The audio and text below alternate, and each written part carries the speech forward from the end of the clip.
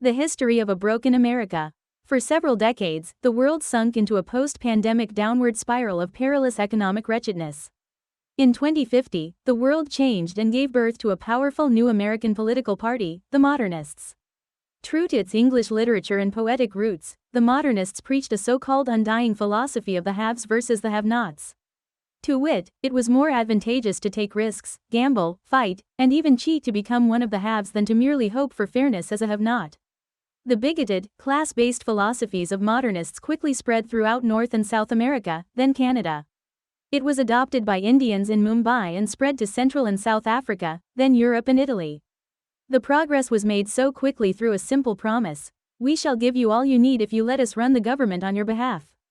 It was the promise of abundance. It was a promise that was given freely, accepted universally, and then changed dramatically. The divide between corporate CEOs and proletarians became glacial, but once the power was given, it could not be taken away. The masses that once served their heart's desires on a silver platter soon saw their excesses become shortcomings, and their faux opulence become scarcity.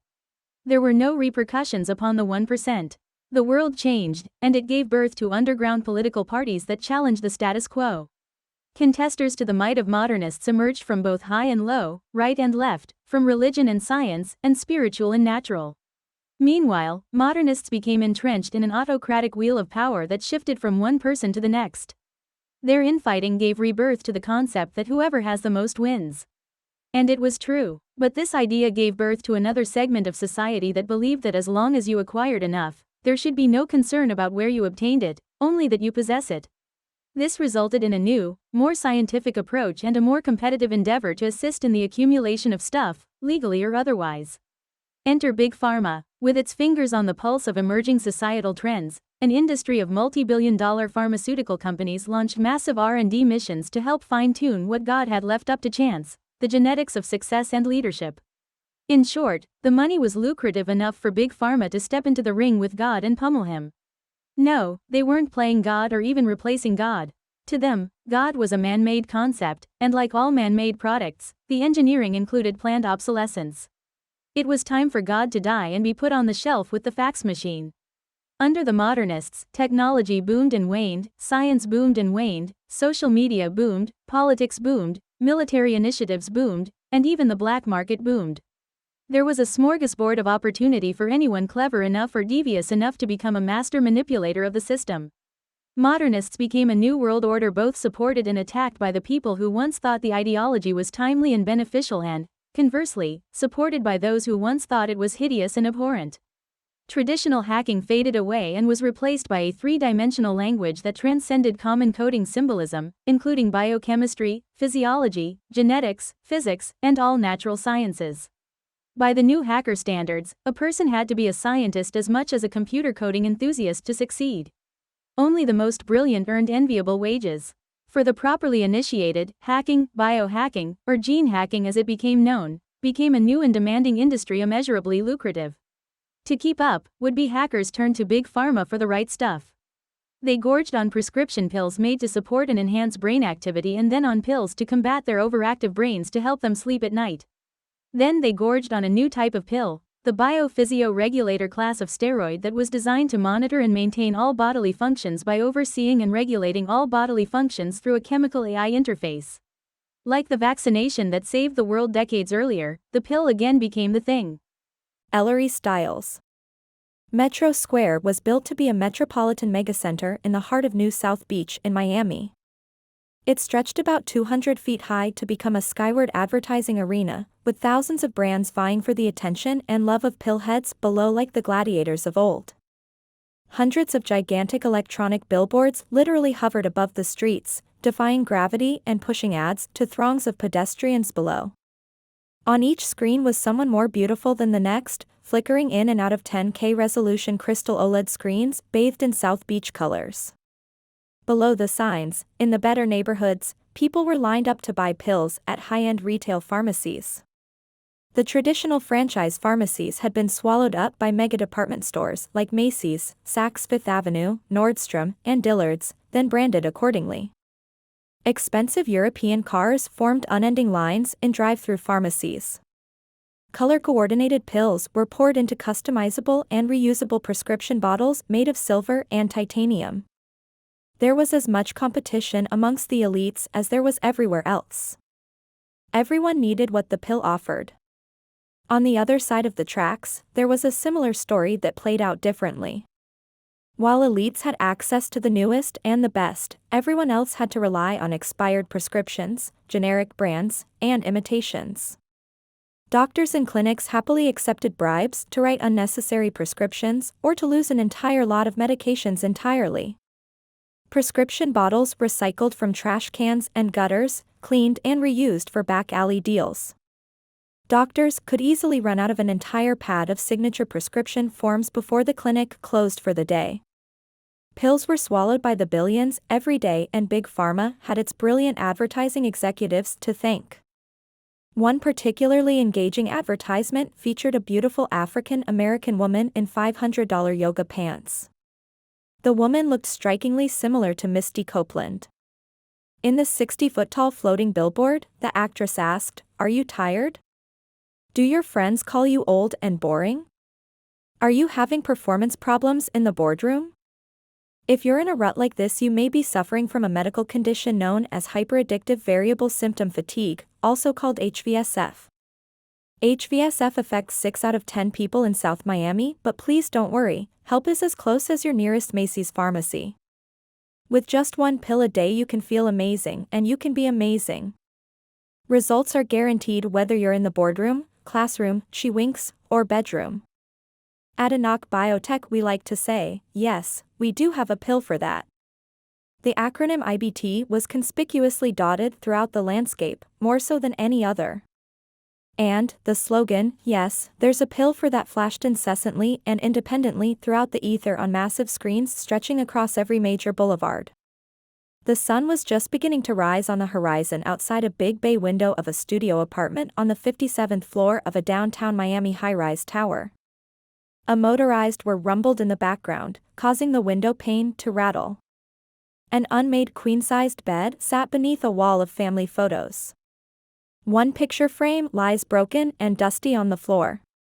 It had sat unmoved in the same spot for several weeks. An assortment of half-empty containers containing old powdered drinks was scattered about the IKEA furniture, littering another well-kept apartment. There was no kitchen, only a 2-burner induction cooktop, a small sink and a broom closet masquerading as a pantry. Ellery Styles cocked an angled eye at the cracked picture frame as she sprinted on the treadmill in the middle of the loft. The treadmill was close enough to the window to enjoy the view, but far enough away to avoid triggering her agoraphobia. She hated heights, but living high up was a status symbol she couldn't escape. If only she could manage crippling vertigo. In truth, there was a pill for that, but Ellery hated swallowing pills as much as she hated heights. Despite only wearing black running shoes, red panties and a sports bra, Ellery was dripping with sweat in the early Miami heat. Her jet black hair starkly contrasted with sparkling green eyes and lightly freckled skin. Her eyes were narrow and distrusting, and her top lip curled ever so slightly to the left. Her neck and jaw were angled and vascular from decades of track and field work. She was at once both beautiful and intense. Ellery lifted her watch to her mouth. "Siri, what's the temperature today?" She huffed through heavy breaths. "Today we expect a high of 98 degrees with a humidity of 80%, reported an elegant South African voice from her watch. "Fuck me," Ellery exclaimed as she hopped off the treadmill, snatched off her running shoes and socks, pulled her sports bra over her head, and slid her sweaty panties off. She plodded over an old cherry wood floor to the bathroom in her bare feet. There was a small shower stall in the corner, and the faucet squeaked as she turned on the hot water. In moments the room was engulfed by steam. Ellery stepped into the searing water and splashed her body for a quick rinse-off. She rubbed her toes, her feet and legs, her thighs and buttocks, her back and her breasts, then made sure her hair was nice and saturated. Satisfied, she shut off the hot water and opened the cold water tap fully. The steam disappeared as Ellery shivered under the new icy temperature. She slowly mouthed the words, 1000, 1000, and on, until she counted 60 seconds and shut the water off. Perfectly laid out on an armchair and matching ottoman were a jacket, slacks, and a green top next to a matching light green bra and panty set. Green was Ellery's favorite color. Near the clothes was a thin basketweave duty belt, a silver police detective's badge and a black Glock handgun in its holster. Attached to the duty belt were 3 extended clip magazines, a can of pepper spray, and a 3-inch dagger with a chrome handle, a case with chrome-colored brass knuckles inside and black handcuffs held by a Velcro strap. As was customary for Ellery, she went to the shooting range every Monday morning before it opened. This time was perfect for her because she hated crowds. Even crowds were manageable when compared to the small talk initiated by cops who thought they had something in common with her. She despised that even more.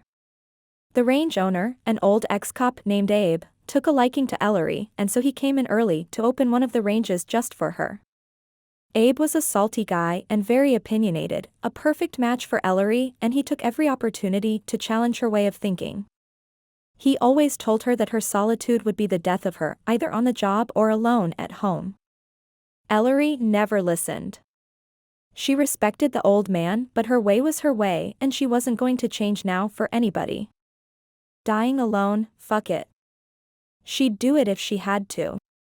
Besides, whatever emotional agony there was, it would be temporary. After all, she was dying. She didn't change for her old man, and she wasn't going to change for this old man, regardless of how kind and sweet he was. Ellery stood alone in a bay at the shooting range. She squinted downrange at a silhouette target and quickly drew her gun from its holster. She fired downrange in controlled 3-shot bursts as the target moved closer to her via an electronic pulley system. She fired the last of 9 rounds as the target came to a stop in front of her. Abe peered over her shoulder at the target. He grinned with approval, noting the tight shot groups Ellery placed in the target. She was a natural, 3 shots in the head, 3 in the left heart, and 3 in the gut. Perfect as always, Detective Styles, Abe said proudly. Are you sure you're not related to Jesse James? The motorcycle guy? She quizzed back. What motorcycle guy? Abe retorted. I'm talking about the outlaw from the 1870s. Don't you know history? He scolded her. Ellery shrugged. I don't have time for history lessons longer than a YouTube short video, she offered. Abe shook his head. I thought Common Core math was ridiculous. This obliteration of history is disgusting. He argued this as he mounted another target, pushed the button, and sent it downrange. Last one. Double distance. Double money. He said flatly. Ellery nonchalantly loaded her weapon. The target stopped twice as far away as it was before. Use a peripheral angle, please. And a quick draw from the holster. Abe added. Ellery jammed her weapon in its holster and fastened the strap. She arrogantly angled her body so that her right shoulder faced the target while she glowered at Abe. When will I ever take a shot like this? She rebuked. Abe shrugged. If you miss even one shot, you have to come back during regular hours. Abe barely finished his sentence before Ellery snatched the gun from the holster and, without looking, fired downrange, emptying the 12-round magazine. Abe smirked confidently as he pressed the blue button to reel the target in. As it got closer, his smirk dropped to a frown. Ellery's cell phone rang and she turned away to answer. Styles speaking, she said, and then she listened intently. I'll be there in 20 minutes, she snapped back and jammed the phone into her back pocket. She turned back to Abe, who was holding the target in both hands and staring with a dumbfounded expression. In the middle of the target, dead center, were 15 bullet holes, neatly grouped together. Ellery returned her weapon to its holster and hurried towards the door. She stopped, spun on her heels, and returned to Abe.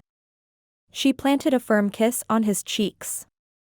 Thank you for opening early for me, she said sweetly. You know how I am with people.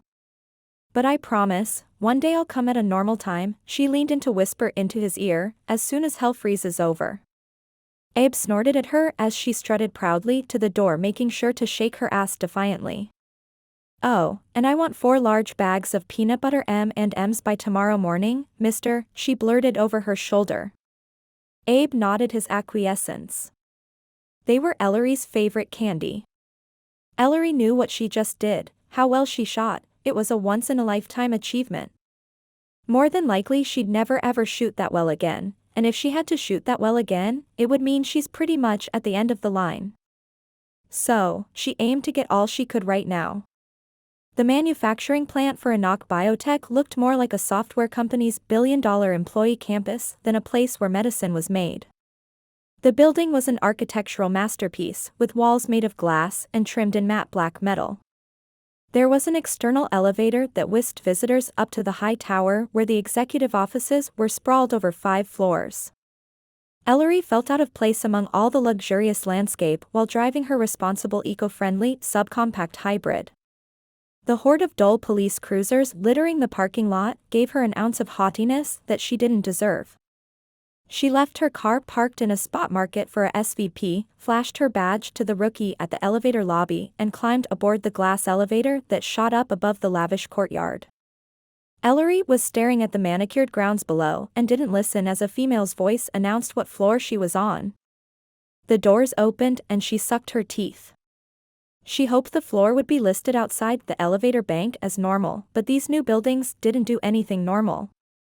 She mentally flogged herself, knowing that her distraction would come back to haunt her. Uniformed police officers and investigators roamed the laboratory floor.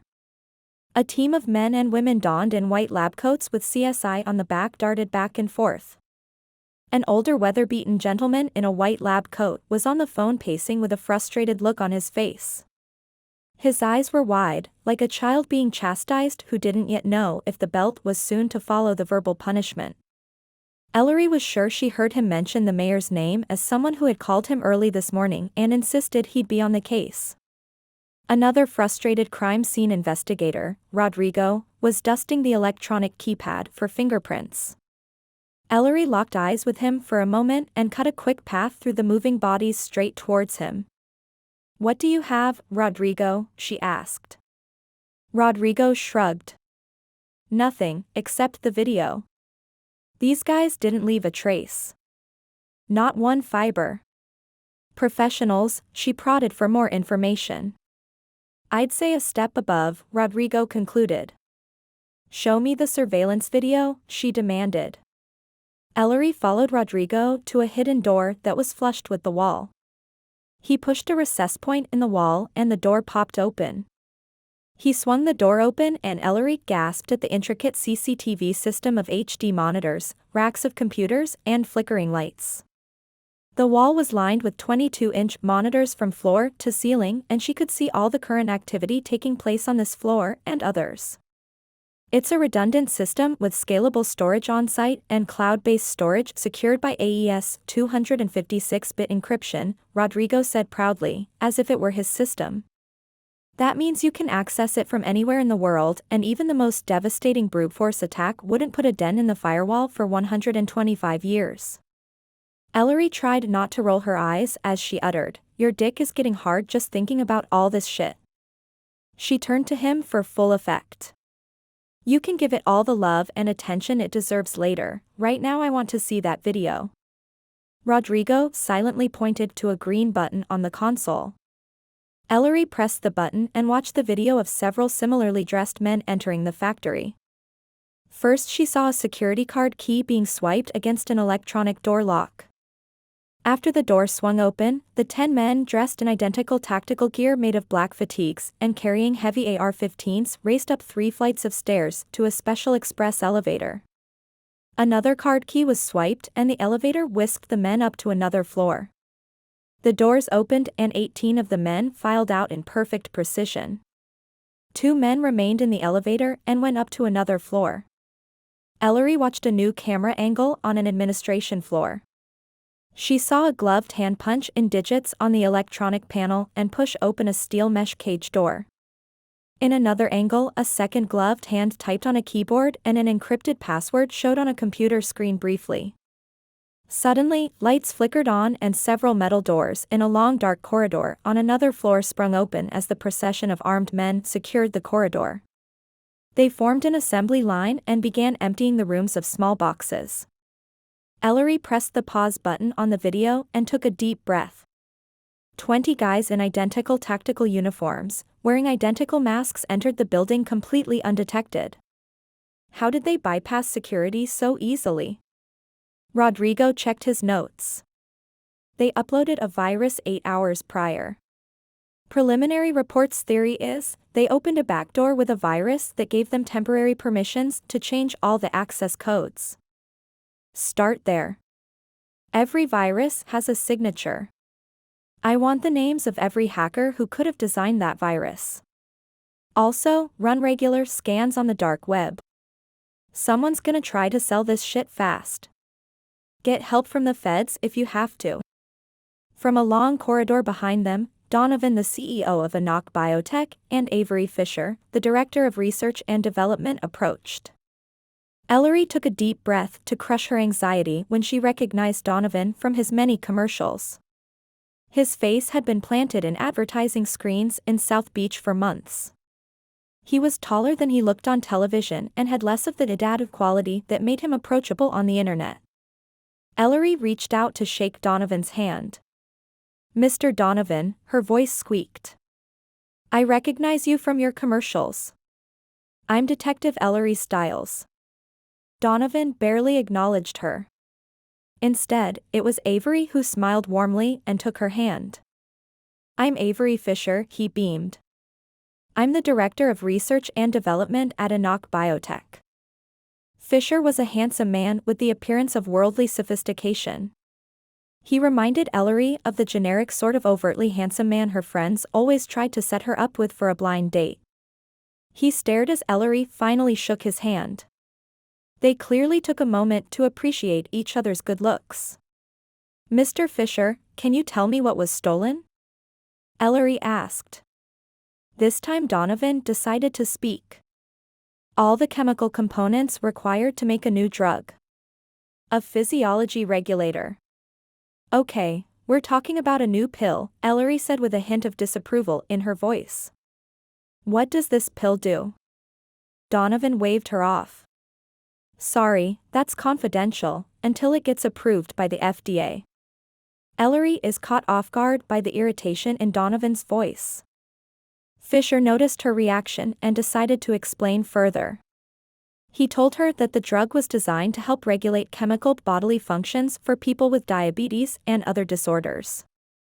Enoch Biotech created the first artificial intelligence chemical interface for a drug with the help of nanorobotics. But he concluded that the drug was on hold because after a very expensive international human trial, the drug did not get approved by the Food and Drug Administration. Why would someone steal chemicals for a drug that doesn't work? Ellery asked flatly. She noticed that Donovan's face turned red before he answered. No one said the drug didn't work, he harshly corrected her. We said it wasn't approved by the FDA. Yet. There's a process, Miss Stiles. We're trying to make this world a healthier place. Ellery was sufficiently peeved and decided to give Donovan a taste of his own attitude, regardless of his TV fame. She deliberately turned away from him and looked Avery in the eye. And how much money should someone reasonably expect to make for stealing a drug designed to make the world a better place, but wasn't approved by the FDA? She said with an attitude of disbelief. The answer shocked her. Avery explained that the chemicals alone are worth a few $1 million retail, but they would be difficult to sell domestically. The price would triple if the chemicals could be exported out of the country. However, if someone used them to actually reverse engineer the drug, to make a physiology regulator, it would have a wholesale value of $1 billion. Ellery felt the hairs stand up on her neck. Avery took a moment to politely excuse himself and Mr. Donovan. They had a very important meeting with the board of directors. Donovan stomped off first, leaving Avery behind momentarily, giving him time to admire Ellery once more. Miss Stiles, the kind of precision laboratory needed to reproduce this drug means only our competitors could do that. I don't mean to tell you how to do your job, but you must know we are not the enemy. No one said you were, Mr. Fisher. Ellery added. Very well. Please forgive me for being blunt, but we've spoken to the mayor and, well, we were thinking someone more experienced would be handling this case. I assume you've handled relevant incidents like this before. I don't discuss my credentials with victims, Mr. Fisher, she said curtly. Don't get me wrong. I'm not disappointed. Quite the contrary. There was an air of apology in Fisher's voice.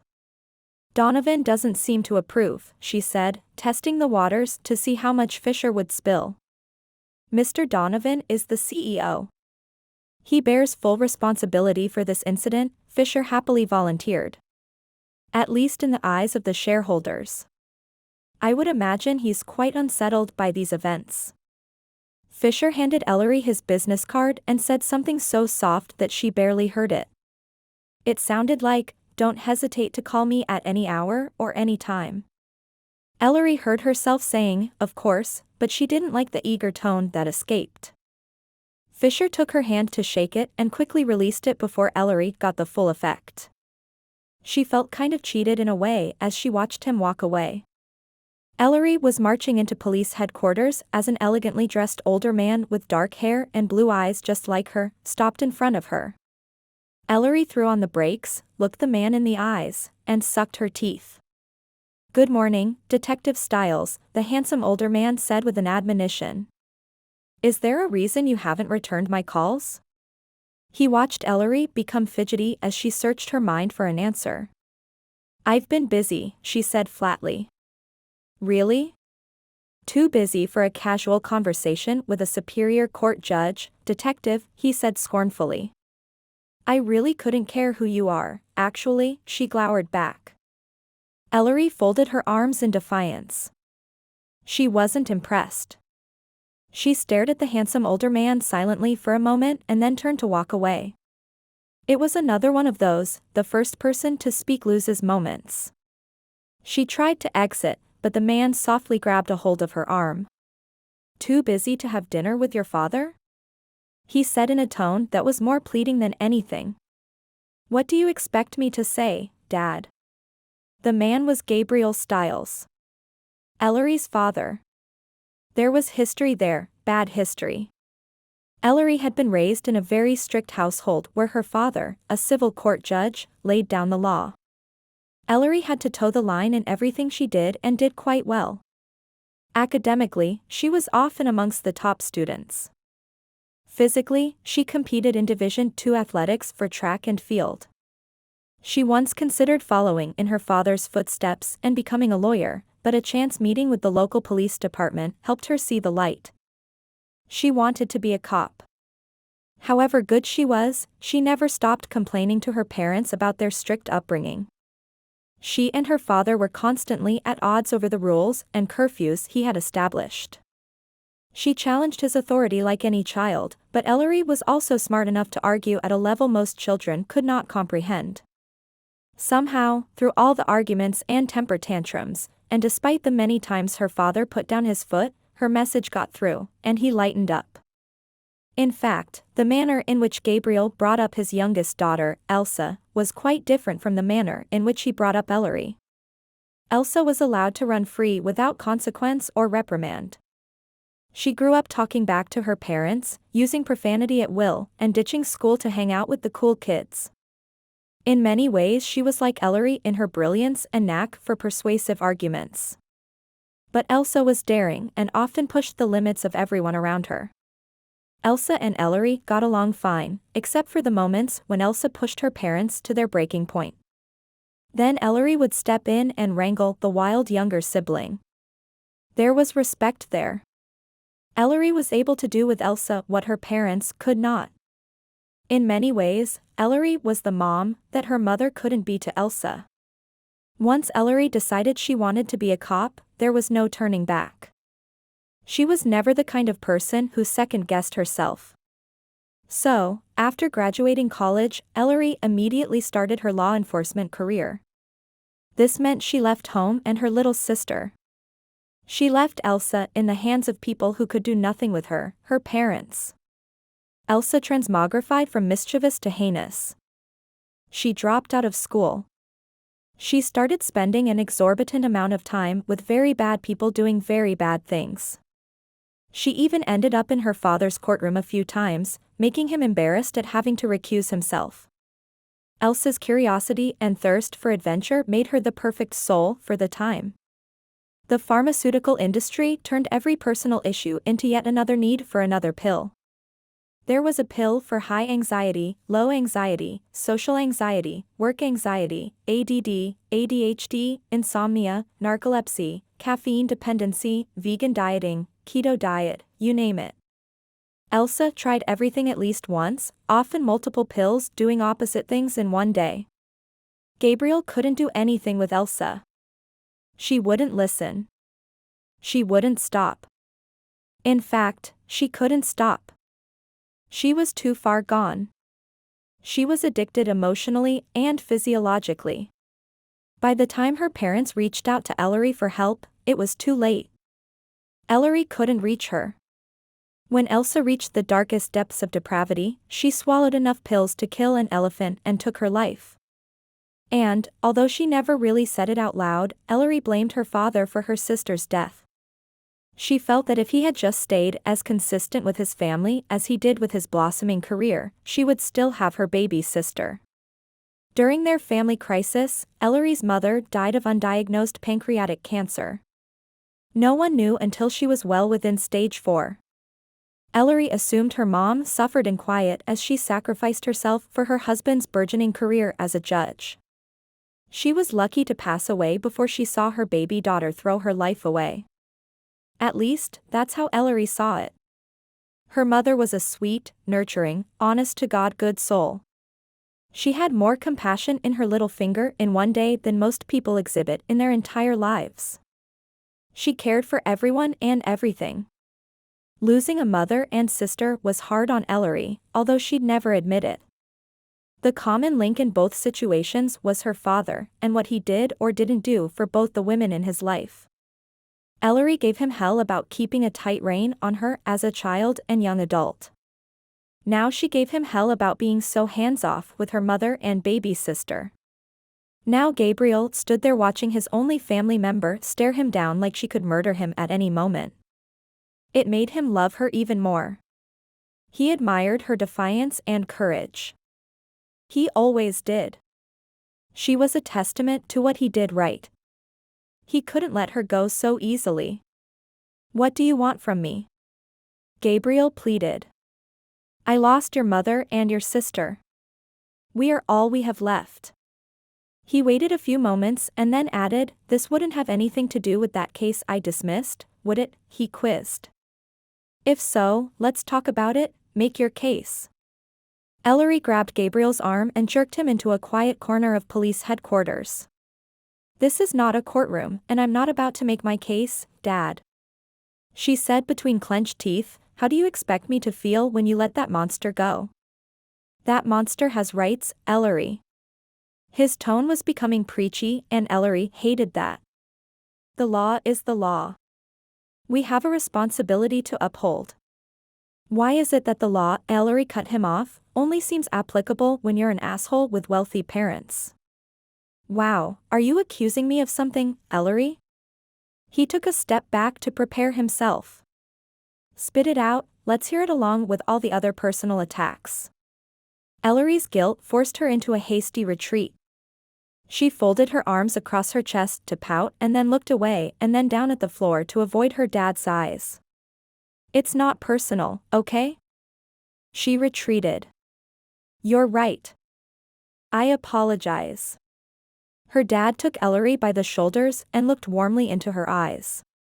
He expressed his usual sentiment, one that included the boilerplate statement that, if everyone obeyed the rule of law when they felt like it, what kind of world would we have?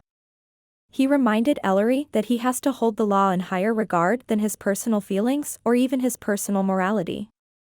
There is no room for emotions when you're legally passing judgment on someone. Ellery reminded him that his spiel might work in the courts, but it doesn't work in the streets, where innocent women and children die every day. Unfortunately, the men and women Ellery worked with in the police force didn't take kindly to her blood relationship with a man who daily threw out the results of their efforts to fight crime. They took their jobs personally, and Ellery was a pariah because no one believed she took her job seriously. Her father just shook his head. "Then explain to me why you're the youngest detective in the city?" He chastised. "Come on, Ellery. The claws come out whenever you accuse me of trying to smother your individuality, but you're still trying to live your life by some outdated code of men you don't even respect." The irony doesn't escape me.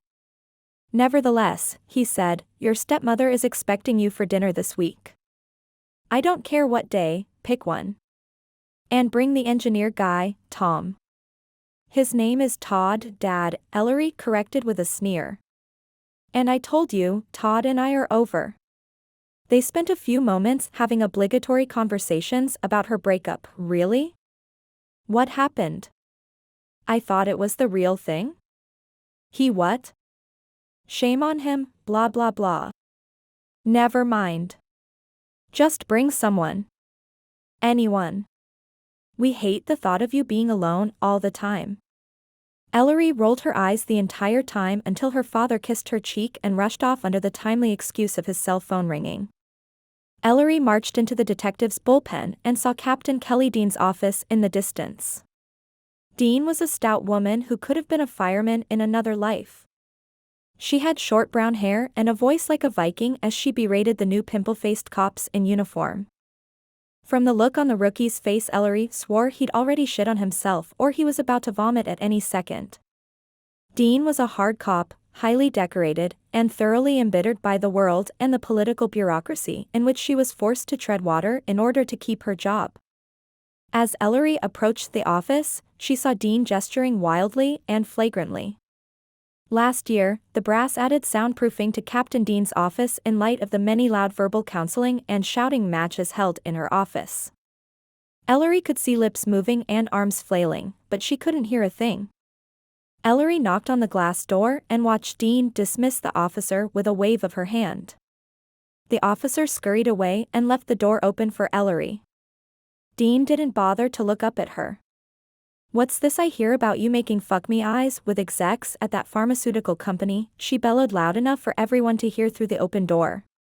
Ellery cringed with embarrassment, but she tried not to show it. She put on her most indignant expression. "What? I didn't make fuck me eyes." She denied. "Who the hell told you that? Are you telling me you didn't share a moment with that gorgeous man or the CEO on every major advertising screen in South Beach?" Dean pushed. Ellery started to speak, but she caught on quickly and decided to shut the fuck up. Dean was baiting her. There was no right answer. Deny it and she'd be a liar. Admit it and she'd be another pretty cop who's too sexy for the job.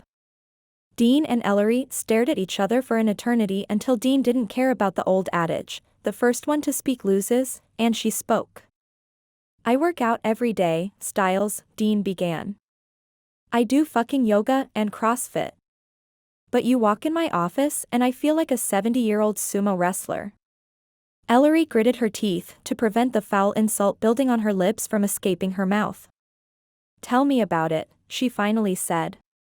"Looking like this means I have to work twice as hard to keep cops from using my profile picture to jerk off at night." Dean chuckled. "Yeah, you're smart, and you're a good cop. The department needs more people like you. But you cannot schmooze with suspects." "He's a suspect?" Ellery was embarrassed by how much disappointment registered in the tone of her voice. Dean cocked an eyebrow and shook her head. "Everyone on the goddamn board of directors is a suspect. Who's got your six on this?" "I don't need backup." Ellery rejected. "Fine," Dean nodded. "But if this case goes longer than 48 hours you will pick a number 2. She returned to her seat and dismissed Ellery with a wave. "I'll get those chemicals before they hit the streets," Ellery promised. Dean grunted her doubts. "Nana boy."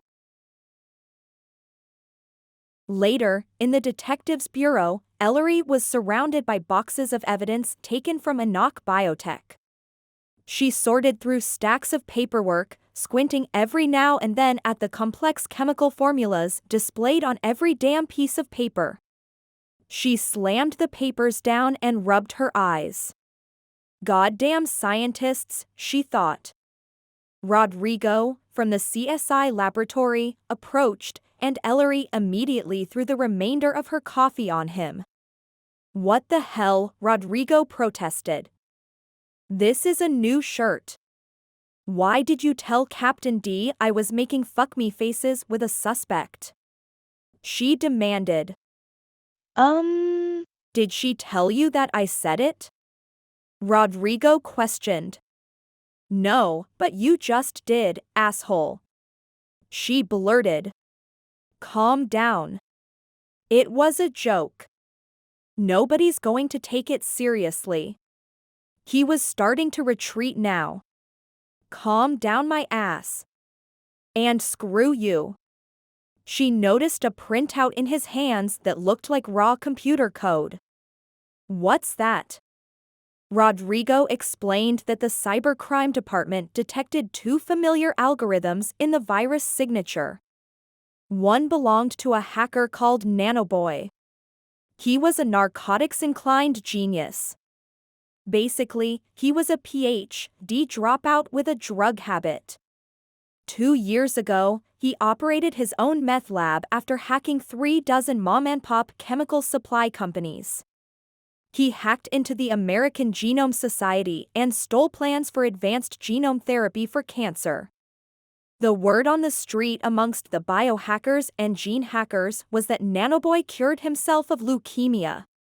He started a group called X-Farm accusing Big Pharma of causing the acute medical conditions plaguing society.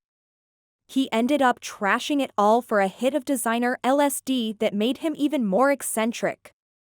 "I wouldn't waste my spare change on him," Ellery scoffed before she snatched the paperwork.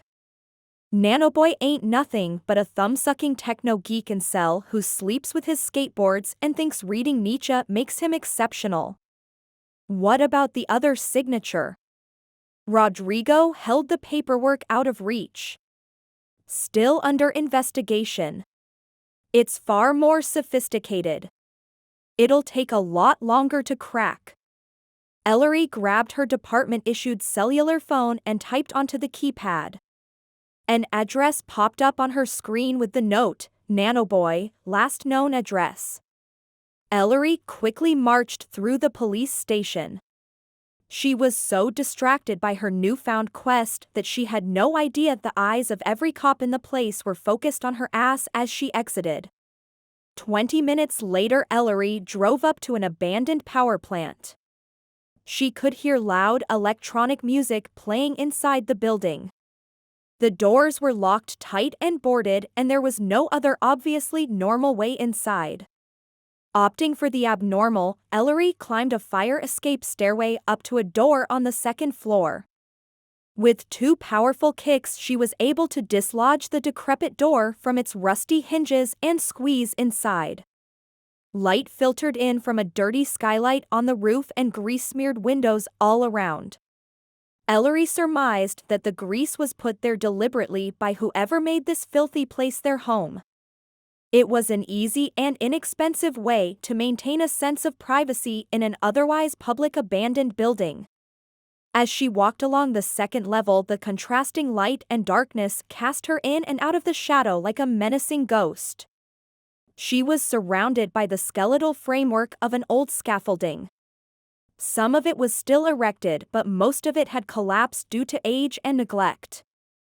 It all started to creep her out a bit, so she snatched her penlight from her purse and shined it down the dark corridor. She cautiously stepped over debris until she made it to the end and rounded the corner. There was a light at the far end hanging from the ceiling just above a burnt orange-colored door. The door and doorknob were clear of dust and grime, probably from constant use. Ellery was sure there was someone on the other side. In fact, the closer she marched to the door, the louder the electronic music got. Conveniently, there was a broken peephole in the door. The protective glass had been broken and the cylindrical lens had been removed entirely. All Ellery had to do was press her face up against the hole to see 4 boys sitting with their backs to her. They faced a large TV, and on it there was a news report showing a woman and her teenage son surrounded by reporters. In a crystal ashtray near the boys, she noticed orange pills scattered inside it and on a table. The boys each had their shirts off, and even through the peephole she could tell that they were sweating and breathing hard. It was odd because although they took deep breaths as if they'd just finished running a marathon, the rest of their body was very still and erect. The rest of the room was filled with gauges, rusty generators, archaic computer mainframes, valves, and industrial plumbing. Whatever the building used to be, that room once controlled everything. Ellery eased the door open, but it creaked loudly. She braced herself, but was surprised that none of the 4 teenage boys sitting with their backs to her moved a muscle. They were still breathing heavily, with their shoulders quickly rising and falling, but they hadn't reacted at all to the grinding metal sound. The creepiness of their obliviousness made the hair on her neck stand up. Still, she pushed the door completely open and stepped inside. Rumpled school books, dirty backpacks, rolling paper, and tiny orange pills are scattered on a table. The boys were still panting like animals. Ellery scoffed, now believing this is a joke. She was going to make Nanoboy pay for fucking with her like this. "Okay, Polly," she said. "Or rather, Nano-fucking boy. Playtime's over. I should lock your ass up for wasting my time." Suddenly, all the boys stopped breathing heavily at the same time, but none of them moved. They continued to stare at the TV. "Nanoboy, I swear to God," Ellery started angrily, "if you're under the influence, I'm done with you and your goddamn drugs." Nanoboy leapt to his feet but didn't turn around to face her. He seemed eerily focused on something on the wall in front of him. "It hurts, Detective Styles." Nanoboy managed to mumble out loud. "It hurts real bad." Ellery cautiously took a few steps closer. She looked around to see what Nanoboy was talking about. There was nothing on him or near him that could be causing pain. He looked fine except for the strange stupor he seemed to be in. Suddenly, Nanoboy spun around to face Ellery. There was a strange look on his face, wild and maniacal. One eyebrow was raised unnaturally higher than the other, and a frothy drool overflowed from his mouth like beer foam over a glass. "Is man one of God's blunders? Or is God one of man's blunders?" he asked, looking directly into Ellery's eyes. His voice was hollow and pitchy, and Ellery could see pallid skin and bloodshot eyes. "Oh my God. Polly, what happened?" she asked and instinctively stepped closer to him. She'd forgotten about the other boys who still hadn't moved a muscle. Ellery moved in for a closer look, past the boys, and that's when her heart sank. The other boys had the same sickly, white complexion and bloodshot eyes. But there was a reason why they'd stopped breathing so heavily and sat still. They were dead. They were dead and standing up. "Oh my God." Ellery blurted and stumbled back into the TV. "God?" Nanoboy questioned. "I cannot believe in a God who wants to be praised all the time." With speed and ease that made Ellery quiver, Nanoboy picked up the coffee table and hurled it at Ellery. She stumbled back out of the way of the blunt projectile and tripped over a pile of skateboards. Nanoboy grabbed a boombox at his feet and hurled it at Ellery on the floor, but she rolled out of the way just before it shattered on the floor. She scrambled to her feet and caught sight of the door she had entered through. If she was fast enough, she could make it outside and pull her gun before he was on top of her. Ellery darted towards the door, running at top speed. Nanoboy bounced off the table, couch and the wall in a sinister parkour move and slammed into Ellery's back, shoving her into the wall. He stood over her for a moment, glaring at his hands as if they were new to him. The glorious gifts of the gods are not to be cast aside. He warned her with an admonishing tone. Fuck it, Ellery thought. He was too close, but she had no choice but to go for her gun. She reached for the weapon tucked into the holster on her hip. She managed to snatch it free, but when she swung her arm to point it at Nanoboy, he smacked the weapon out of her hands. He grabbed Ellery by her neck and lifted her into the air until her feet were dangling. He growled at her like an animal and tossed her into a row of filing cabinets 10 feet away. Slow, but sure, moves the might of the gods. He roared into the air and beat his chest like a Neanderthal. Ellery seized the moment and scrambled away and out into the hall. She stumbled across the hallway floor and nearly slipped on the broken walkway. If she hadn't held on to the broken banister, she would have tumbled 3 floors down to the courtyard. She pulled herself up to her feet again and raced down the only set of working stairs. Nanoboy swung down from the old scaffolding above her and landed in front of her on the lower level. Ellery reacted quickly and kicked him in the chest. She doubled back towards the stairs at the other end of the hall, but Nanoboy caught up and grabbed her ankles. Ellery fell flat on her belly and bumped her face against the concrete floor. The impact split her cheek under her eye socket. She rolled over onto her back in a defensive position and furiously fought back. She thwarted Nanoboy's attack with wild kicks, scratches, and punches. She was near panic and almost out of breath when she saw her only chance. Ellery shoved Nanoboy AC, dashed up some rickety scaffolding to the upper level where the control room was located. She slipped on a piece of pipe just a few feet away from the door and fell again. This time she didn't bother to stand, she scampered on hands and knees across the floor. Nanoboy raced in after her again, bouncing off the walls and broken scaffolding like a jungle gym. She reached the control room doorway and spotted her gun. She jumped up and dove for it just as Nanoboy reached the door and leapt after her. Ellery landed on the floor as she grasped her firearm.